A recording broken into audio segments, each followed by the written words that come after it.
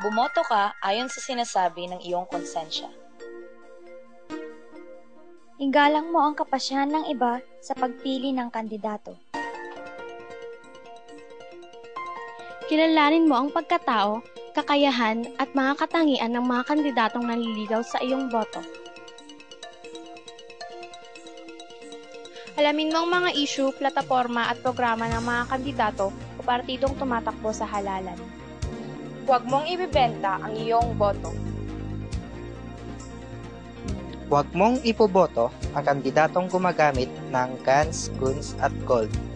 Huwag mong iboboto ang kandidatong may record ng graft and corruption at human rights violation.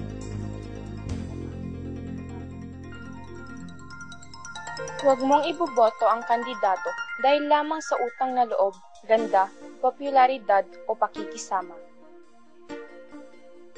Huwag mong iboboto ang kandidatong immoral sa kanyang personal na pamumuhay.